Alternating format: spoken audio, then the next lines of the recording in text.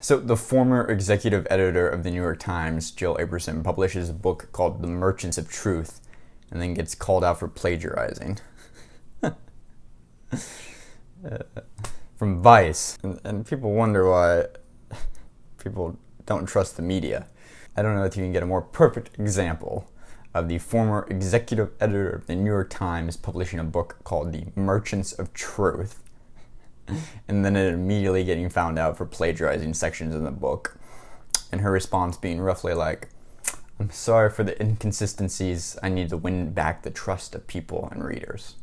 That's not a direct quote. I'm paraphrasing, but anyway, let's talk this morning about long-form content and why do digital media companies not seem to be able to do long-form content very well. And I think it comes down to one main issue, which is that outside of the kind of kingmakers that are digital media, as in you go to work for a company and then that organization, that company chooses who's powerful, who's not, who rises up, who's going to be the figureheads in a company. Individuals just putting stuff out on Facebook and YouTube, etc.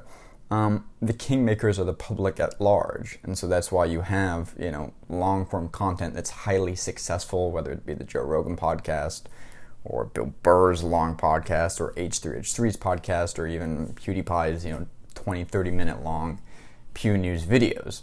These defy what would be considered editorial norms in terms of like total run length. Normally, when you look at standard media companies, all their content is pretty short.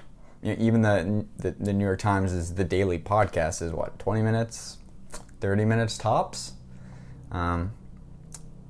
Why does the digital media companies struggle so much with doing long form content? And that's because they don't know how to make it, and they don't understand how to make it. How to make it well is what I should say.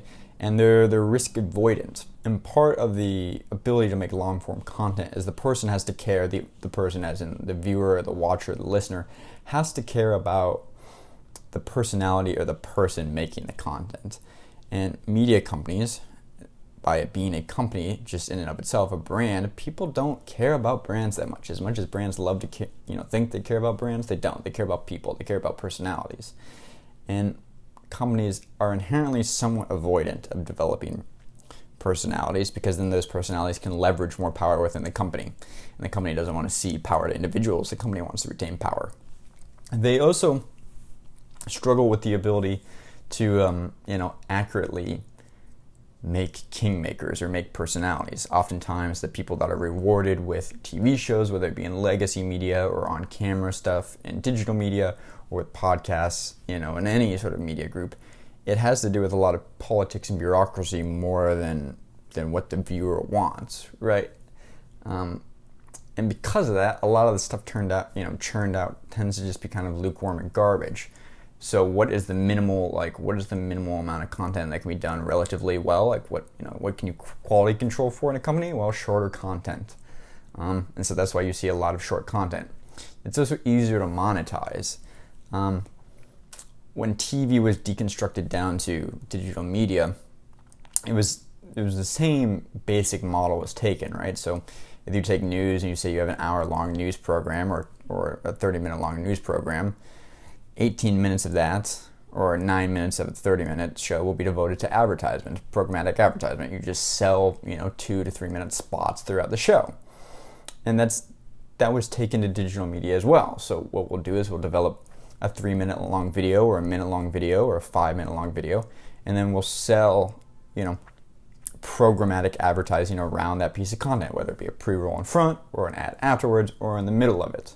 The one thing media companies do a poor job doing, which independent creators do really well, is being able to appeal directly to the viewer with products or endorsements of services, right? So take the Joe Rogan podcast or PewDiePie or H3H3.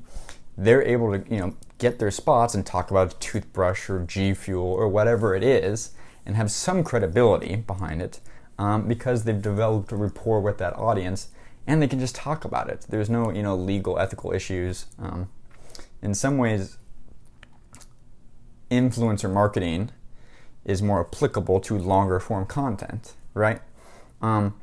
And if you don't have any influencers, because you're just a media company, a conglomerate, a brand, you can't really do influencer advertising.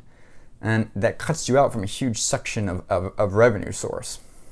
So on one, they don't understand, not that they don't understand, but they're not able to monetize it to the extent that individual creators, are, and in terms of influencer marketing, right? Because in order for influencer marketing to work, you need personalities, and brands just don't have personalities. They'd rather build the brand than the personalities or the employees working at the brand.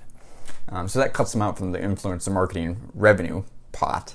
And on top of that, it's just hard to make very long-form content. It goes against the kind of traditional grain of thinking that anybody would want to listen or watch a 3-hour-long podcast. But the numbers don't lie, right? People lie, numbers don't.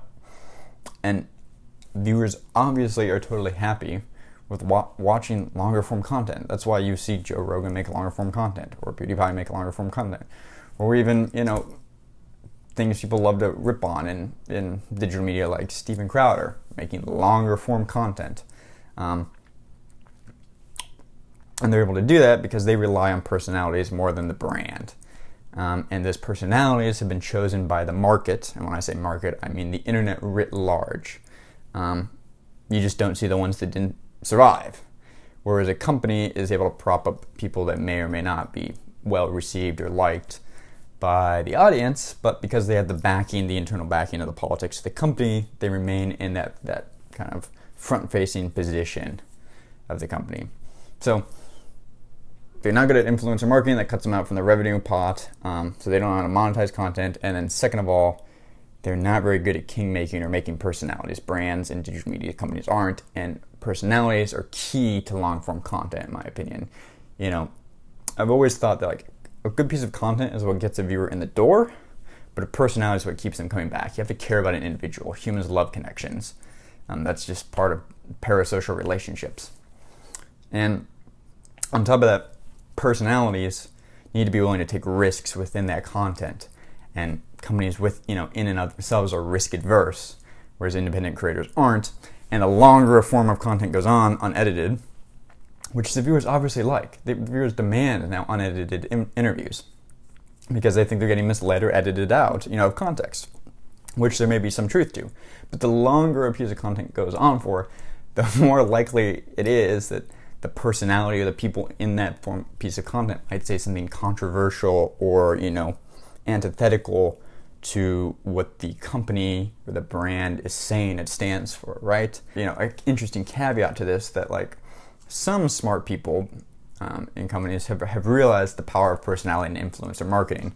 And what I'd like to add to this that a lot of people may not realize is, for instance, the Try Guys, which was a group of guys that were very popular on BuzzFeed. They had kind of their own channel on BuzzFeed, got millions of views. And when they broke apart, they broke away and they have their own channel and their own company, right? They can do their own thing and seem more authentic and seem less tied to this brand, this monolithic brand, BuzzFeed, and all the connotations that come with it. They can just be the Try Guys. And when you're just the Try Guys, now you can do influencer marketing, you can sell products with some credibility, you can engage in longer form content, you can take more risks in saying things that may not reflect on what the brand is trying to promote, e.g. BuzzFeed. But the genius behind the Try Guys thing is that BuzzFeed was a major investment in the Try Guys new company. And so that BuzzFeed still gets a cut of all that influencer marketing and product promotion that Try Guys do as they appear, as individuals themselves and not working for BuzzFeed, even though BuzzFeed's an investor in their company. Anyway, that's the thought for this morning. Hope you guys have a good one. If you want to watch another video, click around. You know how it is. Thanks.